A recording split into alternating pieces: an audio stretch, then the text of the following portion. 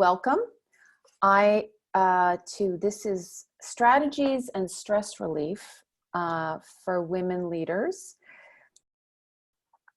And we are very excited to have you all here. I'm Ellen Keithline-Byrne. I'm here with Denise D'Agostino and Karen Kirkner. And if you can see they're going to wave, and they're my business partners. We started Her New Standard 3 years ago after being in the workforce, leading women, coaching women, working in organizations, and getting really frustrated with women not advancing fast enough. So this organization is focused just on advancing women and helping organizations meet their gender equity goals. So as we were thinking about this 3 weeks ago, we said, you know what, we have so much experience as working moms, as being leaders in organizations. Two of us had formerly been on crisis emergency teams during events like, not exactly like this, but similarly. And we said, hey, you know what, we have some knowledge we'd love to share as a give back to the people in our community and beyond. So thank you so much for joining us. We're really excited to be here. And as I mentioned, we did this a week ago, had huge success, and was asked to do it again. So what we do in our boot camps that we run is we like to get people grounded before we start anything. So I invite you to take 2 minutes and feel your feet on the bottom of the floor, and if you're comfortable, to close your eyes. And close your eyes with the attention of focusing inward and noticing your air going in through your nostrils and out through your mouth. In through your nostrils and out through your mouth. And with each inhale and exhale, notice the chest going up and the chest going down. And when you can really start to feel that sense of going inside, this is a time for you to leave what you have on your plate outside your door, to know that you've made this commitment to coming to this webinar to focus on you and your team, and giving yourself a chance to be as present as possible. Our minds are such busy beings, and they just want to work overdrive, but allowing yourself to stay in the present. So with each inhale, inhale calmness, and exhale any stress you might be feeling. With an inhale, and just exhale any stress. And as you're ready, I'd like you to open your eyes again and come back to our community. We do this as a way to be centered in the present so that we can be calmer. We can feel a sense of clarity. As I said, our minds are very powerful and want to go, go, go. But when you can be intentional about what you want, you actually can be more empowered and feel the sense of knowing the direction that would best serve you. So this is a piece of what we'd like you to learn today through our experience. So what we're going to do today is we're going to talk about the impact of stress on you and then on your team. Help you to think about how to strengthen some of your current resilience so that you can be the best leader possible during these times of uncertainty. This will go for about 50 minutes, and then the last 10 minutes we're going to open it up to questions, and you'll have an opportunity to have an open dialogue. So we want to start with the stages of loss. This is a model that actually comes from stages of grief that Elizabeth Kubler-Ross identified in the late 60s. And it's interesting to see, this is something that you find people going through when life has significantly changed rapidly. And whether it's losing a loved one, whether it's an organizational change that has been happening in every organization that we know of. So organizations have adopted this into actually their change management policies. So we're finding a middle ground between the original one and the change management one, and looking at the stages of loss as a way for you to start to reflect on you and where you might be in this process, and then get a sense of the pulse of the people around you. So for instance, it's 5 stages, and the first one is denial. And if we apply it to this pandemic, early on, we might have heard, oh, there's something, this COVID thing happening on the other side of the world. That won't affect me. That's something that's not related to me. So I'm not going to really worry about it. And then it can move into, oh, wait a minute, it is getting closer. Oh, they're asking me to change some of my ways of doing things, restricting me. And I might get angry. Wait a minute, this is what I normally do. I can't see friends. I can't do things with my family in the same way. That I'm getting kind of annoyed and pissed off, excuse my language. The next one is bargaining, where you can start to say, well, wait a minute. All right, so I can be home for 2 weeks. I think I can do that. As long as I can do it for 2 weeks, then my life gets to go back to normal. All right, I got this. I can figure this out. But there can be that 4th stage of sadness that starts to kick in and say, wait a minute. Oh, this isn't going to be just 2 weeks. This is going to be longer. And I'm not sure how long. And there's an element of feeling a sense of just like, ooh, there's something going on that that does not feel good. The last one is acceptance. And acceptance is the stage of when you're going, okay, I got this. This makes sense. I don't really like it, but I now know what I need to do.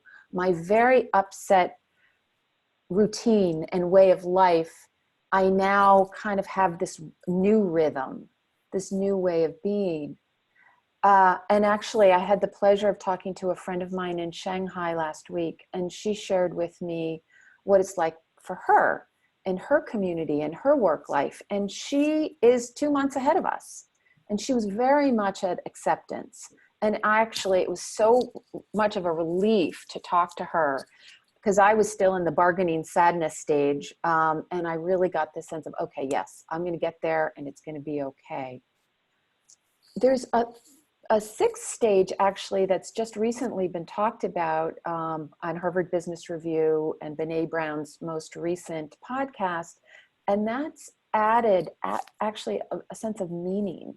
And that we start to look at this as like, how does this affect my life, this situation that we're in? So I present this to you as a way to think about where you might be. It doesn't always fall in these perfect stages. It's not linear. It's very emotional in the beginning, or in the middle. So when you see people that are really struggling in that middle stage, you get it. But then there's this sense of hope that you're moving on to shifting the way you think about this. So keep that in the frame as you're working with yourself and being kind to yourself, and also working with others. So we know that this is a very stressful time, a lot of uncertainty, both about your life in general and routines and life, but also health. So this is a unique element to this particular crisis. Also thinking about the people that you love and their health. So we'd like to take a poll of your level of stress for our community today of 124 people. 1 being not stressed at all, and you've got this and it's okay. 2, I am so stressed, I really am having a hard time managing, thinking through, being productive, etc. So please go about and fill out your poll that you should see popping up. Yeah, we see a bunch of people have started to respond. Results are coming in. And So we'll thank get you. a good sense of the pulse of our community so that we can start to just see where people are now. And it's interesting as you look at time, as we move through this crisis, how you might have been 2 weeks ago versus this week versus in 2 weeks from now. So to get that pulse. So I'm going to share the results. And we can see that most people are at the 2 level, where they're occasionally experiencing stress, and then closely followed by the 3, often experiencing stress. And luckily, just a small percentage are so stressed it's hard to function. Thank you, Karen. So it's very interesting to see that, because when we did this poll last week, there were more people in the more stressed stage. So just information for you to understand that possibly we're getting in the rhythm of this change on some level. And so that's a good thing. And for the people that really are experiencing much more stress, how can we support one another as we kind of come together as a community here and within your team? So one way to do that is to really start to think about how stress shows up for you. When we can become aware of what happens within us, and the exercise that we did at the beginning is to really connect with, what are we experiencing when we're stressed? What physical, emotional, mental, and behavioral and spiritual things happen for us? So as I go through this, I'd like you to start to think about what happens for you. For instance, in physical, we notice people either sleep a lot or not a lot. I have a client that 3 days ago was saying her stomach was really upset and her digestive system was all off. Rapid heart rate is common. Emotional swings. And this client I'll call Jane, she was finding herself being really irritable with her family members. Irritability is common. Anxiety, of course. Mental is having a trouble concentrating, being very, I found myself, I called it discombobulated, forgetfulness. And Jane, my client, was very indecisive. She was having a really hard time prioritizing and needed some guidance around that. Behavioral, overeating, I keep hearing over and over again. I made the joke last week that somebody brought in an Entenmann's cake and I ate a third of it while I was sitting there talking to my son. And he said, "Mom, what are you doing?" And I said, "I don't know. I haven't eaten an Entenmann's cake in 20 years. And now I'm sitting here eating it while I'm talking to you." So there's an, it's what happens when you're really stressed is you go into this sense of overdrive and go into these automatic habits. And so when we can start to think of them and make them more conscious, we're much more able to make good choices. So for instance, there's more risk-taking, increased alcohol consumption. I keep hearing that across the board. The 3 of us do a lot of executive coaching and run our programs, and we've heard that the wine is definitely seems to be a common theme. And then lastly, an emptiness and loss of hope and cynicism. I'll give you an example of this client, Jane. She was just really feeling the sense of, I worked so hard towards working for a promotion and her performance review. And now she's feeling like, why? What, all that hard work, where is it going? So she had that sense of kind of disappointment that this isn't going to happen for her. So think about yourself. What are the things that are showing up for you right now? I'd love you to find your chat box and write them down. What we notice is when you can actually either physically write them or put them in the chat box and share with us, it can be very powerful as a way of seeing it. So what are you noticing? For those that need to find the chat box, just on the bottom of your screen, you'll see it says chat with a little bubble and 3 dots. Yeah, so Ellen, some responses very quickly coming in: lack of motivation or concentration, sleep, definitely concentration is a theme, overeating, and physically not feeling well, headaches. We definitely see the increased alcohol in there, but feeling anxious. Yeah, so it seems to be the themes are concentration, irritability, anxiousness, difficulty sleeping.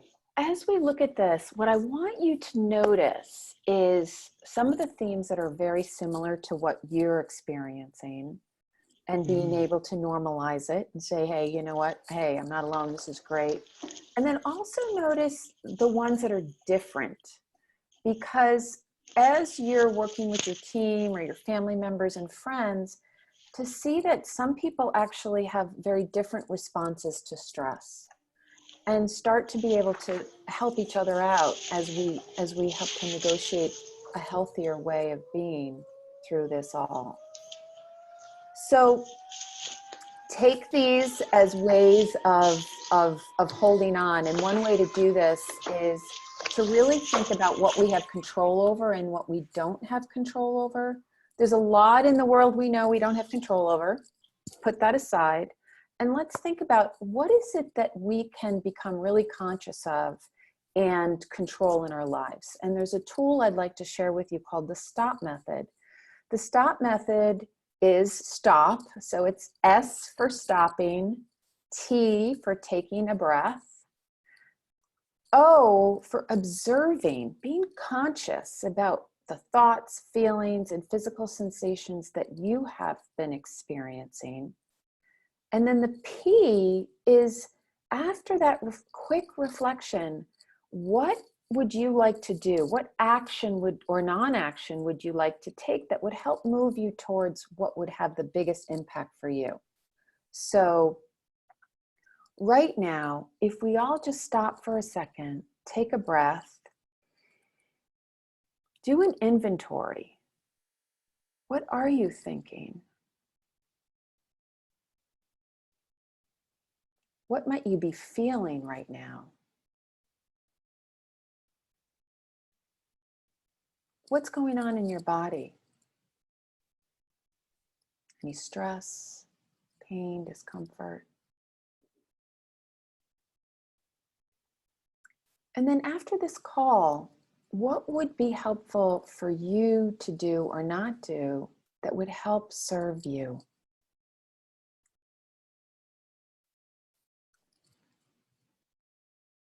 Now, with that in mind, I'll give you an example of my client, Jane. We did this in our coaching call, and she really identified being overwhelmed and this discomfort in her belly, and found that what she needed was a break. And how could she prioritize a break in all that she had in her? It sounds so obvious, but when she could make it a very conscious statement that she said out loud, it had a lot of impact. So she was actually able to put this into practice. So I encourage you to make these conscious choices towards health and your well-being. Now, moving into some resilience ideas, there are 3 top ones that we've come up with. And the first one is pretty obvious. I'm sure all of you are thinking about exercise. Getting enough sleep is so important. Eating well, eating healthy foods. We know that food can be very self-soothing, and a lot of carbohydrates and sugar kicks in. So what would be well? Drinking, flushing out, keeping really well hydrated. And then the emotional stuff that we don't talk about quite as often, but the laughter, really belly laughter, getting an opportunity to really letting it all out, the strength of connections. We keep hearing a lot of people might be struggling with little kids and family at home, but a lot of people are alone. and having to work alone. So really connecting with one another and sharing those emotions and sharing them verbally or writing them in a journal. As we asked you to chat in the chat box, even finding a piece of paper and writing things down, there's something very healing and that gets it out of your system. And then lastly, the third thing is a mental shift. So reframing the negative thinking. So my client Jane had this overwhelmed feeling of all of this work that she'd put towards her promotion was going to get really taken away from her, to saying, oh no, now I have an opportunity to show up how to manage in a stressful time. This is actually an opportunity for me to really show up as a leader. So she was able to, after talking through it, really reframing that, looking for meaning. As I said, a lot of people are saying, what does this mean for my life right now? And then of course, practicing gratitude. What are the little things in our life that we can say thank you to? Now, Karen is going to, as you think through these things, what do you need right now? What's the number one thing that you need? And if you could look at this poll that Karen just put up, what would have the biggest impact for you today to concentrate on? So we've got results starting to come in. Looks like a variety of responses. A lot of people saying exercise and connection with others so far.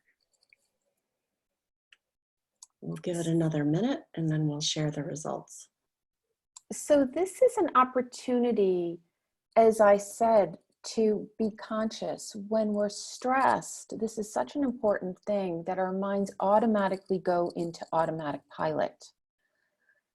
So when we can be conscious and make our choices, like exercise and like connection with others, it can have a huge impact on you moving towards what's best for you right now.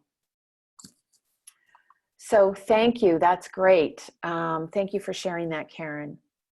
I am going to pass this baton on to Denise, who's going to really talk about how this affects your team, but we thought we'd do something fun first on a lighter note.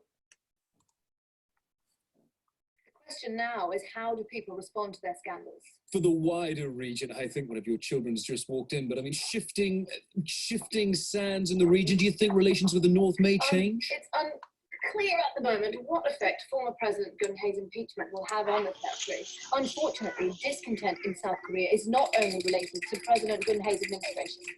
Okay. This is a major embarrassment for South Korea, who often criticizes the North of corruption, and who now find themselves in the middle of a massive corruption case themselves. Sorry, you do look rather busy there. We can reschedule President Geun-hye is very likely to face jail time too. Okay. I would argue, in an attempt to make an example of her. Right, so what does this all mean for the future of South Korea? So the future of South Korea really hangs in the balance. Oh my God, is that a bomb? And it'll be Goodness interesting me. to see how the North adapts to these shifts in power. Indeed. Well, this certainly has been... sorry, your husband is... I anticipate there will be more to come from this region in the next few months. Kate Wordsworth, you're obviously busy. Thank you so much for your time. All right, let's find this clock then. It's always, thanks Ellen and Karen for sharing the video. That one always makes me laugh. It's nice to be able to look at the lighter side and get a little bit of levity. So thank you. And some days that's how I feel. I'm sure for those on the call as well, that's sometimes how you feel on a moment by moment basis. So it's helpful, as Ellen shared with us, the focus of looking at yourself at times of stress and how it shows up and ideas of what you can do. It's important to understand that, because the stress that you feel can affect others.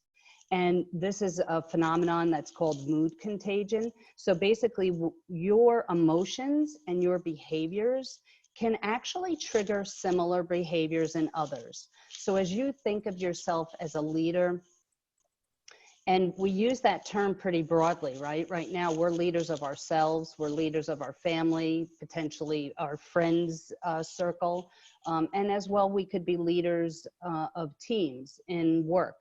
And so being really aware of how you're showing up, the behaviors that are getting triggered by stress are helpful to know so that you can manage them and then adapt them.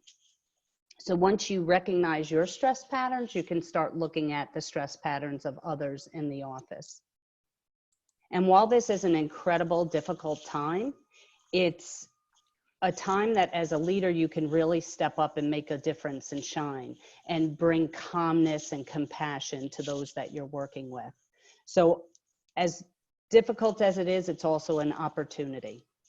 So how does your team show up during stressful times? I was speaking to our HNS Accelerate colleagues last week, and we kept hearing quite a lot that they are overwhelmed, that there's so much changing, so much new, so much different, and having to deal with multiple different priorities is both personally and professionally are creating a feeling of being overwhelmed.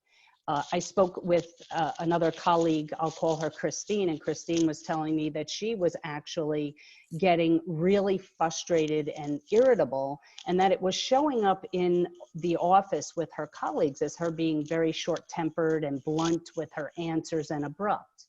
I had another colleague that I was working with, John, and he was saying that the feeling of overwhelm was getting him to feel less focused and unable to concentrate. So he was actually drawing inward, and when things are normal, he would be out and talking with people, working at home, and with all the changes, he was really drawing inward and not connecting as much with others. So stress will show up differently with different people. So as you understand that and that it could look different, this is an opportunity, right? As you all said, connect with others so that you can start understanding what's happening for them and then create opportunities for conversation to be able to get solutions or help people through this time. So if we go to the next slide, let's talk about how to manage your team's stress. And I'm going to offer these to you and then open it up a bit for conversation.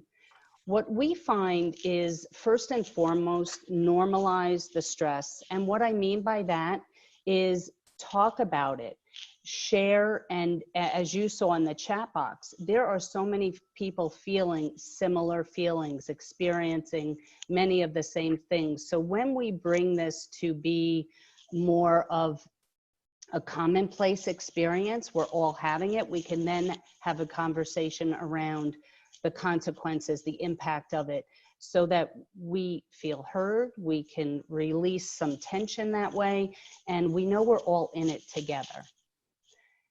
The second is really being real. And often in the workplace, people could want to protect themselves. That's natural, right? We want to make sure we're safe and we're okay. But this is a time when opening up and being vulnerable can certainly bring you closer to other people. So be real. Don't try to put it under the carpet. If something is happening, being able to expose that, especially as a leader, makes it okay for others to do that too. Encourage self-care. As we talked about the importance of encouraging it for yourself, it's equally important that as a leader, you're encouraging your team. Take those breaks, get away from the computer, go out for a walk, get a different change of venue so that you can be refreshed and feel good. So this is so important. And when you encourage the self-care, the other tip we give is respect the time when people need to take it so that they don't feel guilty about it. Promoting togetherness. This is important because people can feel quite isolated. We're all working at home. We're looking at, whatever your online source is, but we're having phone calls and web chats. But really promoting time to be together, to talk, is really important. And I'll share some creative ideas as well as ask you for some of yours. This gives comfort to others. Understanding your company resources. Many larger organizations and even small, they have employee assistance programs, for example, that can offer services that could help you during this time. So as a leader and as an employee, you can take a look and find out what exists so that you can take advantage of it, and perhaps they can help you through this time on a more individual basis. And I love the last one, celebrating successes, because while this is a very serious time and stressful, there are some really good things happening. And being able to bring some motivation, inspiration to your team is so important, so that folks know that there is compassion, there's care, there's celebration, there's wins. And these could be personal, and they could also be business ones. I have a client that is it's taken them quite a while to get more into technology, and this has catapulted them into using their environment much more electronically, to be more technical and use more electronic sharing of information. So in some ways it can bring some really good business successes too. I'm going to pause there, and I'm going to ask folks if you certainly can use the chat box to share with us some of the techniques you are using to help manage your team's stress. So you can either find your mute button and unmute yourself, and we welcome you to share, or go in the chat box. And for those that know where their raised hand icon is, you can raise your hand. Hey everyone. So at my company, what we've been doing is we've been making sure we have happy hours every Friday afternoon. We actually split it into 2 groups because it's just too many people to be in one group with webcams on, and it's really been great. Everyone's just so people have an opportunity to socialize, because you just get stressed out and, feel down not talking to anybody. And we've been using our webcams a lot more. So that's been really helping. Yeah, that's great. Beth, thanks for sharing. I'm seeing in the chat as well, there's daily group therapy calls or get-togethers for folks to celebrate. Let's hear from 1 or 2 other people. Either unmute yourself or raise your hand.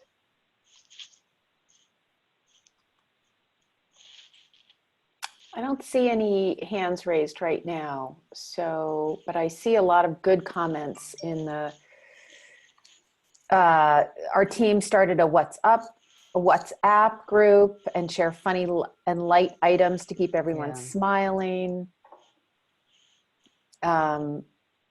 Using team chat channels, I see. So finding informal ways to communicate.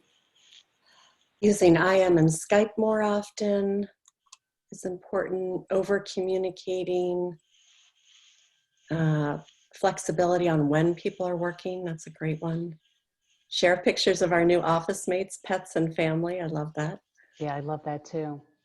And Mary Lou's sharing, they're using their Yammer channels at work, where folks can go get information and communicate, I assume, as well. That's a tool I haven't used yet. Oh, and somebody's doing online golf through House Party. That sounds like fun. I'm gonna have to check it. Yeah, thank you, Fiona. That's a good one. Wow.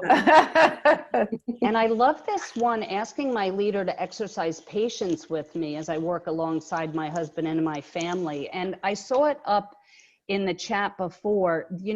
As a leader, you do have to think about the circumstances your individuals are in. Some people now are taking on homeschooling, whether they're sharing that with their spouse or not, the responsibilities. This is a whole new world for us. So being patient, not expecting too much, I think managing realistic expectations is key. So thank you for that.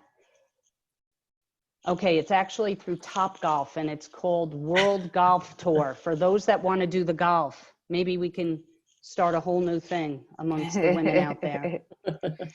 So let me share with you what we are hearing through our Her New Standard Accelerate program. The leaders were sharing with us their strategies for managing their stress, both with their teams and themselves. Limiting exposure to news. At the beginning, folks found that they were super glued to their TVs and their phones and getting notifications, and now limiting it is helping them not feel as under attack and stressed. Offline times, letting people know and taking a break, a half hour in the, this is our colleague, one of our colleagues that shared, they take a half-hour break in the morning, half-hour break in the afternoon, and they let their boss know that, and they encourage their team to do that. Getting outside, and this next one, realistic expectations. This is really around, in a way, lowering your expectations of what actually can be accomplished in this new world. So being more realistic and opening up that dialogue with those that you work with can help people not feel overwhelmed by disappointing you or not being able to accomplish what they originally might have committed to. On the fun side, we have a colleague doing theme days. So one day they may wear a funny hat or their favorite t-shirt. And what she's finding is this is opening up conversation to find out maybe what sports team someone likes or what you know, what is important to them. So that's been interesting. And then lastly, just one more forward, Karen. Lastly, the gratitude email chain. I've gotten several of these. This is where you either share successes among the team or you can share a poem or a quote that is really helpful to inspire you. So as a leader, this is a critical time for you to create those connections. As much as you need them for yourself, those that work for you need them. So connecting with them both as a team, so the collective is together, but also individually so that you could address and open up discussion about what their needs are to help everybody through this. Because when each individual is in a good place, the collective can then be more productive and more engaged at the office. So with that said, I would like to turn it over to Karen because it still will be uncertain times. So she'll give you some information about how best to lead in uncertainty. Thank you, Denise. In our over 20 years of leading, of coaching women leaders, we found that there are really three things that are critical when you are leading during times of uncertainty. And we're using the term leading to really mean all of you, whether or not you have formal teams, because we lead our families, we lead our colleagues, people around us take their tips on how to behave based on our behavior. So we are all role models. And people are looking to us, even more so if we're in formal roles of leadership or management, for cues as to how to respond. Is this going to be okay? And it's really important that we as leaders are using this as a time to further our leadership, to build that trust, to let people know that they can depend on us and that we are there for them. So these are the three things that we found are really important, and I'll go into more information or more detail on each of them. So the first one is being a role model, and we've talked a lot about the self-care thing, so I'm not going to go into that too much, just to say that actually saying to your team, I need a 15-minute walk and I'll be back and I'll deal with this issue then, gives your teammates permission to do the same thing when they really need a break. And I did this the other day, and it made a huge difference to just clear my mind. I could come back and I could problem solve. Sometimes when we hit that period of overwhelm, we need to give other people and ourselves a break. The other part of being a role model that's really important is to balance compassion and productivity. So clearly we need to be there for members of our team. And a lot of you mentioned in the chat box the importance of those daily check-ins and really listening to each other and asking, how is this for you? And just listening with openness. it's also important to balance that with productivity. And I find that work is one of the things keeping me sane, knowing that I've got, this routine of, and a long to-do list is really helpful to ground me and to get me focused on something productive. And in these times of stress, when people are feeling overwhelmed, they often need you to help them set those priorities. So whether it's with a colleague or somebody who works for you, who you can tell is just looking like a deer in the headlights, to say, okay, what are your top priorities today? Let's make sure that we're on the same page, can really feel so nurturing to somebody who's just feeling that sense of overwhelm. The third area that's really important is professionalism. And this is one that's easy to kind of push by the wayside when we're working from home, to, not turn our camera on, to show up, not looking very professional. And I'm going to really challenge you to turn on that camera, to take the shower, to dress professionally, because A, it makes you feel better. I know I feel better on the days that I look better. And secondly, this is an opportunity for you to set yourself apart. We have one client who sends a lot of women to our program, and their MO is they were working remotely for years, and they do not turn their cameras on. They just don't do it. And it's really a lost opportunity, because if you think about it, visibility is more important now than ever. So this is a chance for you to set a different tone, to be that role model for your group by turning on your camera and having that face-to-face contact, at least virtually, with each other. And, looking in a way that you're comfortable with and proud of. The second one is perspective. And you as a leader you have a great opportunity here to help people put this in a broader perspective and to understand this in a way that is more helpful in terms of dealing with it. And one way to do that is to think about the good that's coming out of this situation. Some examples are carbon emissions are way down, and the earth is healthier because of more people working from home. I also spoke to a client yesterday who told me that she had been traveling every week since the first week in January. And it wasn't until the beginning of March, when all travel got pulled, that she got a chance to take a breath. And now that she's been working from home for 2 weeks, she realizes that was so unhealthy. And I was just on that treadmill and I wasn't going to stop, but this made me stop, hitting refresh, reset, and I'm now realizing that I can't do that anymore. So I invite you to write one positive that's come out of this period of working from home and social distancing that you're noticing.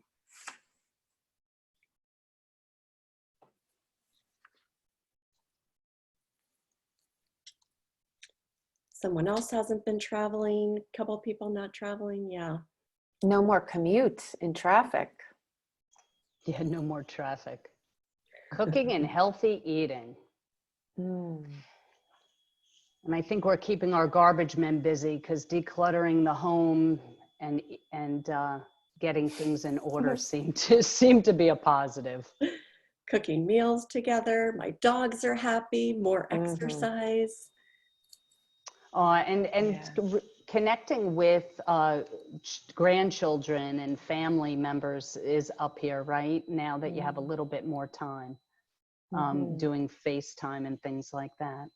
Oh, I like this one. Pausing the things I wanted to quit but didn't know how to do it mid-stride. So great opportunity to look at some of those habits and whether they're really serving you or not. Karen, there's also one here I think that's important, is appreciating, in particular, they're sharing the grocery store workers, but other people, essential workers that are out there putting themselves in harm's way. So really being appreciative and grateful for that. Absolutely. That's really important. Yeah. Thank you. When the other things that we can do to help our teams in terms of that broader perspective are to really model optimism. We want to we want to be honest but positive. So balancing that realism with the optimism, giving people hope that this will end. As Ellen was saying, looking to China as, hope for the future, that this is, we need to stick at it because it's working. And pointing out the good things that are happening on your teams, how people are working better and achieving a lot despite all the interference going on. Also using humor as a relief valve. We talked about that, the belly laughs being so important, and looking for those times to just laugh with your team, whether it's showing up on a Zoom call with a funny hat or, holding up your cat, whatever helps your team to kind of take a breath and chuckle or have a good belly laugh. That's so cathartic to us. The other thing, one perspective piece that I found really, we find is really helpful, is remembering that constraints spark innovation. So companies like Google actually put artificial constraints around their innovation process because they realize people get better results when they have constraints. So they'll give them almost unrealistically short time frames to do things and tell them it has to work across all of our platforms. And they find that their teams do better when they do that. So we might want to challenge our teams and ourselves to be more creative right now. What can we do differently, better than the way we had been doing things before? And that's another real positive that can come out of this period. Lastly, and perhaps most importantly, is over communicating. And I saw this in many of your comments about what your teams are doing. So I think a lot of you are already have this down. One thing we find is helpful is to determine those ground rules for how and when to communicate with your team. Everybody's got different schedules going on right now with kids and family members around and different constraints. So deciding together what works best, beginning of the day, midday, end of day, or do we need to be flexible on a day-to-day basis? But having those frequent check-ins is really important. And the routine of knowing I'm going to check in with my team every day is critical. The other thing that's important is if you notice there's a member of your team who's very quiet or acting unusually abrupt or doesn't seems sad, checking in with them one-on-one to say, how are you doing? And really letting them express whatever is on their minds. They could have a sick relative. They could just be having a hard time dealing with the uncertainty. But it does an amazing amount to build that trust and your relationship and that loyalty between you when you actually take the time to check in with somebody like that and listen.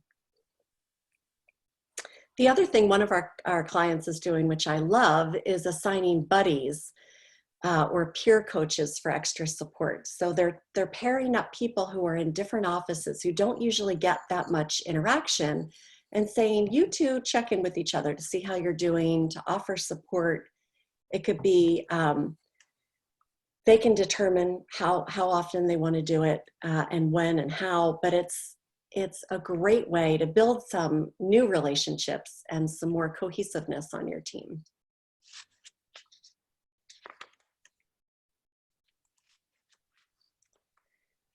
So we have shared a lot with you today. We started with recognizing the signs of stress, your own stress, the stress of your teams. We also talked about how do you build your own resilience and how do you build your team's resilience.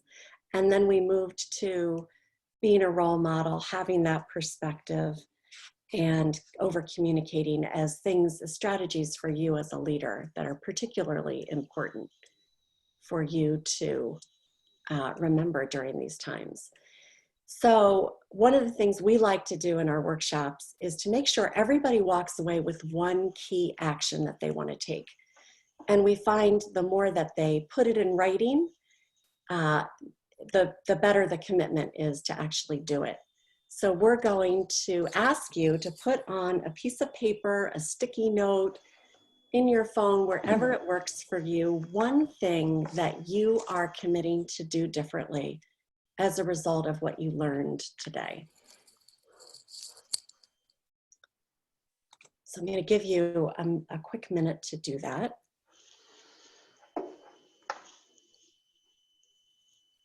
And I also invite you to share it with somebody. If you share it with someone in your life, whether it's a colleague, a family member, a friend, when we verbalize those commitments, we tend to stick to them better. So share it with someone.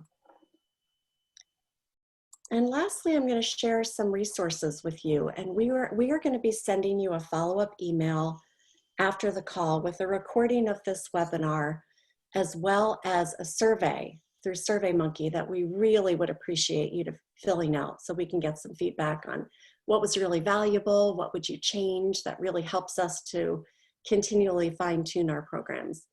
We'll also send out this resources page with some different ideas for how to find out more about things that could help you during this time.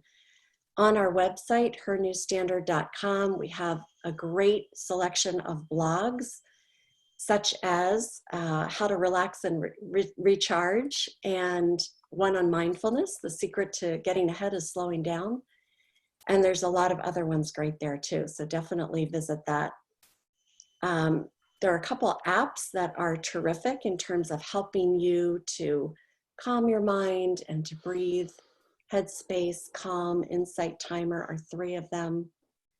We also want to let you know that we are launching an all virtual version of our boot camp for women leaders, and it's called Fast Track. We've shortened it to 4 months, but it still contains 6 great virtual trainings, 4 executive coaching sessions, so you get one-on-one help with whatever your particular challenges are, and you're part of a community of women. And we find that in our leadership development programs, that's one of the things that people really value the most, that they get to meet women in other industries and functional areas and learn from them. And those relationships tend to endure way past the end of the program. So there'll be more information about that as well in our email. And we'd like to open it up for questions in our remaining time here. And again, feel free to write them in the chat box or just unmute yourself and share them, because we'd love to address anything that is related to what we've been talking about today that might be helpful to you. So what questions do you have? Karen, do you want to turn off the PowerPoint? Sure. So actually, I was going to ask you about mindfulness apps, and you put 3 up there. I guess, do you have any preferences for those, or do they, does anyone have a favorite? So I can just pick one. I have my Headspace is my favorite. That's the one that I've just used the most. But I've heard Calm is also, I've heard other people saying good things about the other 2. And I used mindfulness, and what I love about it is that you can set the timer and just have a gong they divide it into thirds. So I don't really like at this point people talking, but you can choose your background noise, like the ocean or the forest. And I find that really calming. We do have a comment. I don't know if Lakeisha, you are able to go off of mute. I'll give you a second. The question she posed was, we are talking a lot about people working at home, but what about the stresses for those of us that still have to come out of quarantine and do their everyday work out, I'm assuming outside?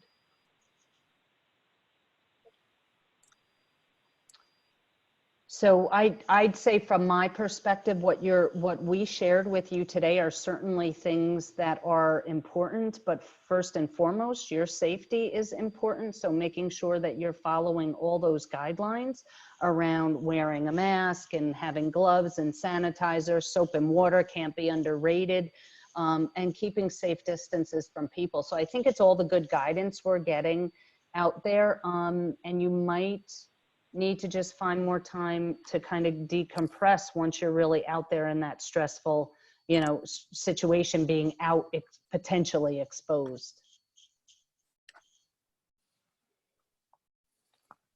Yeah, I think your stress management is going to be even more important if you are out there having to go out in the world and work. But I also think that connection that you get is nourishing. So maybe trying to balance the two in your mind so that you're not just focusing on the fear, which is so natural, but trying to balance that with what am I getting from being outside and talking to people. Yeah, that's so good. Feel free to put any questions in the chat box, but also you can unmute yourself and ask away. And we also offer folks that have some great techniques or activities that they've been doing either for themselves or their teams. Feel free to share. We welcome that. I don't know if you noticed, but Beth Thomas just put beachbody.com has home workouts for free for 2 weeks. Love that. Thank you, Beth. Beth. So as an emerging leader, any tips on how to help your manager manage their stress during this time? Ooh, good question. Well, you can certainly share what you learned today and share the session that was taped. But I think it's important to have that open discussion, right? And you can't push it on others, but you can share what perhaps you're doing, which might spark some thoughts on their side. And I also think it's the element of observing how other people are manifesting their stress. And as a teammate, bringing up some good techniques that you found to be helpful for you, maybe not imposing it on them, but there's lots of great resources out that you could present to your team and make suggestions. Yeah, maybe just being a sounding board for that manager, letting them know that they can speak honestly to you about what they're experiencing, which oftentimes as leaders, we don't feel that we can do that with our direct reports. Yeah, great point. Any other questions that are coming up for you? You can either take yourself off mute or put it in the chat box.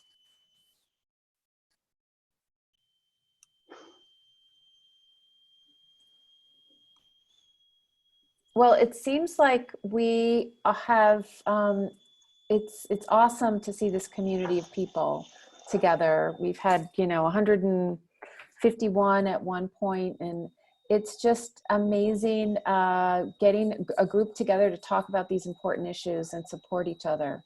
That's how we're going to get through this. Any other last comments, Karen or Denise? There are just a lot of thank yous, and I would just encourage everybody, keep in contact with us, follow us. We, like everybody, we are here to help everyone get through this. And we know the strength of the community that we have as women is incredible. So we look forward to keeping in touch with you, and please follow us. We have Facebook, LinkedIn, Twitter, Instagram, so you can find us. Yeah, at Her New Standard, and LinkedIn in particular, we have, well, really all of them, but we have some great video recordings that we're sharing, meditations. So a lot of continual tools will be shared through social media. So follow us at Her New Standard. And thank you so much for joining. It was great to see all your faces and names. Yes, be well. Take care. Take care all. Have a wonderful weekend. Get some fresh air. Exactly. Yes. Yes. Bye, ladies.